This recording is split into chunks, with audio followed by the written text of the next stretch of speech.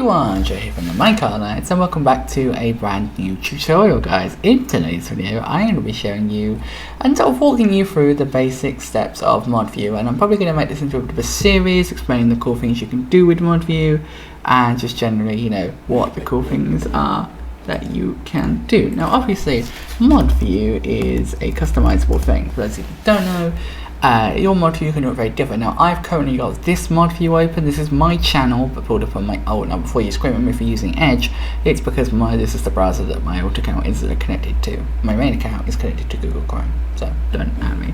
This is what my active mod view looks like that I use on a regular basis. I've got my stream here, I've got the chat here, the channel points here, the active user list here, the predictions tab here, the filter, and I've got two activity feeds. This one shows everything but channel points.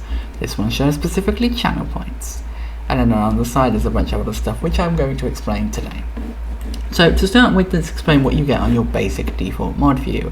You get the mod actions tab. Now this was the thing that will display a bunch of things.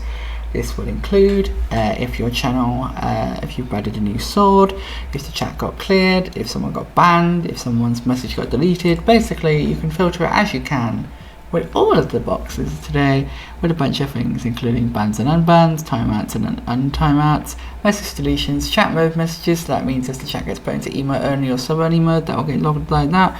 Auto mod level changes, that's another thing entirely. Blocked and omitted words, if a word gets blocked, then it will be added to that list. Raids, if a raid is started, then it will come through on that. If a host is started on this channel, then it will come through. If someone gets a mod or a VIP, then they'll go in there. Any unbanned requests will go in there. And also any suspicious users, which is a new thing for Twitch, will also go there. This, next to it, is the auto mod queue. This is basically where any messages that are flagged by auto mod will go, and mod will approve or deny them depending on what is said. Next to it here is the chat box. This is where obviously the chat happens, so I can type a message in here, I can say test, and you can see it sends a message. And then next to it here, we've got the active user list. This is what tells me who's in the chat. As you can see, I've got a lot of my mods actively lurking because they're all running something called KumaBot Defender, and they also have a program called Chatterino. Case in point, this program right here.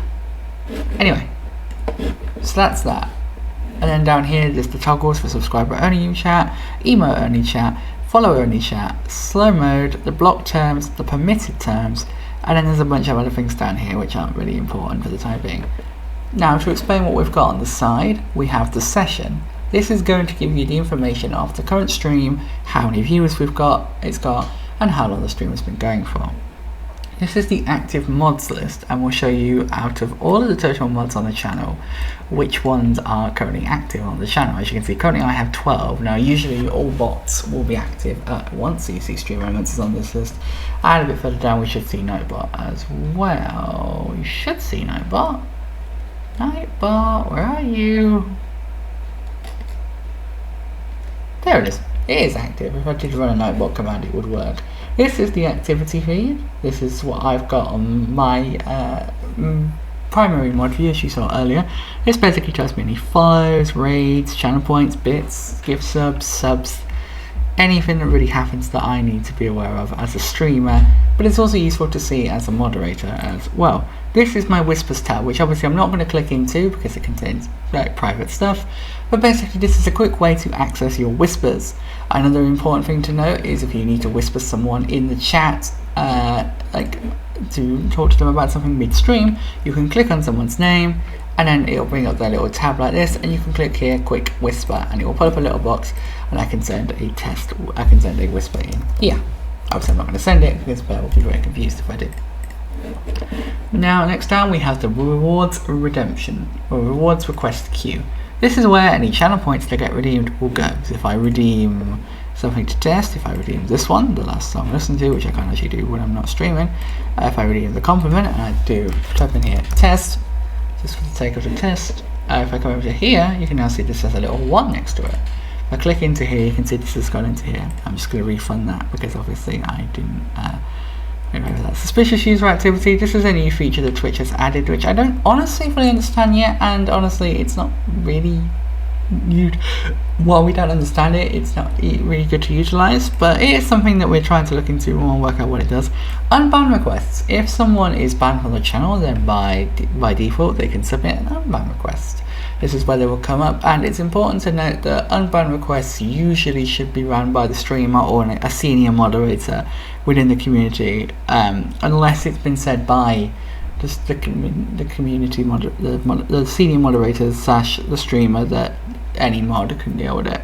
It's something that is honestly best just to run by the senior moderator. And then we have predictions, something that is only available to affiliates because it requires channel points, and basically you can run predictions. Now I'm going to explain specifically how to run predictions in another video, but that's basically it for the basics of mod view and sort of explain it. Now to customize your mod view, you're going to come down here to this little edit button and you're going to click on add or remove widgets.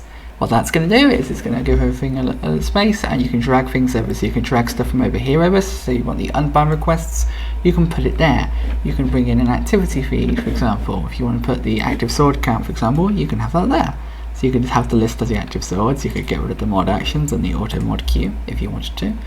There's just lots of things that you can do. Also, I don't think I mentioned, but this here is the stream itself. So when the stream goes live, that will be the stream. That is I think I don't know if I mentioned that. So that's that. So once you've got your mod view set out the way you want it, it may look something like this. This is the way I have my mod view. I have the stream, like I said, the 2 activity feeds, which are useful, the predictions tab, the chat, the channel points, because I'm modding for most channels that I mod for. You will have channel points being redeemed on a regular basis, and it's good to keep the channel point list clear because it helps save on lag. And then there's a bunch of the users in the chat, and then there'll be the stuff up here. This stuff can't be moved. This is stuff that will stay here permanently. And if I want to access stuff like the unban requests, I can see it here and I can see it pop up, and also the swords and whatnot. I don't need to see them on a regular basis, which is why I don't have them tabbed in.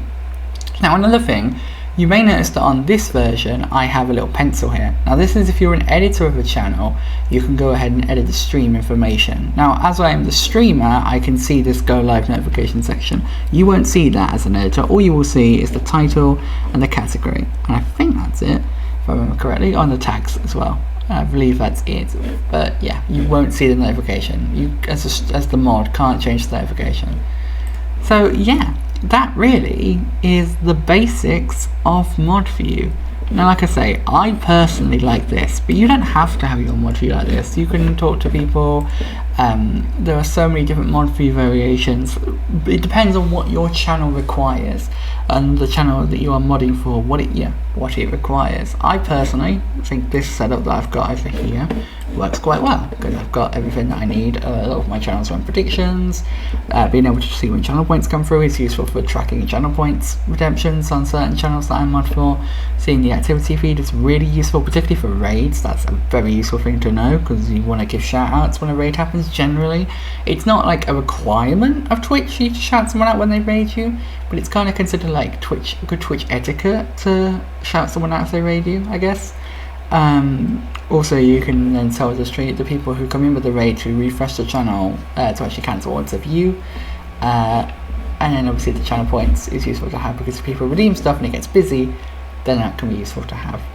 But anyway guys, that is basically the basics of mod view. Now I'm going to go into a little bit more detail on some of these sections in other videos. If anyone would like to see them, please do let me know if you have any requests. But I hope you found this video useful. If you have any questions whatsoever, please feel free to hit me up in the comment section down below. You can also join my Discord, where I am more than happy to give out help and stuff. I am a Twitch moderator of over 50 channels. I currently mod for 51 channels to be exact at the time of recording this video. So I'd say I'm well experienced in modding. So I am pretty, I feel pretty confident, but at the same time I am also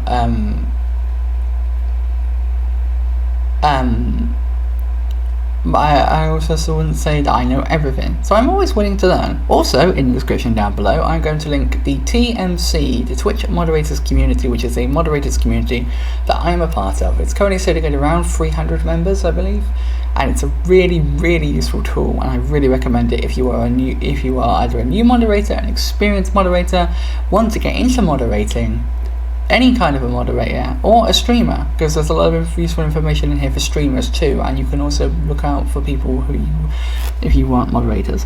But anyway, I'm rambling now, as I always do, but thank you very much for watching, everyone. Like I said, if you found this video useful, please do give it a like, and if you want to see more content, please subscribe.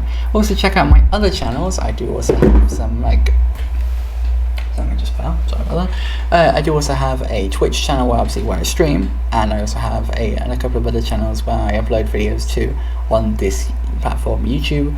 So please do check them out if you found this video interesting. But anyway guys, thank you for watching, and I will see you all in the next video. Goodbye!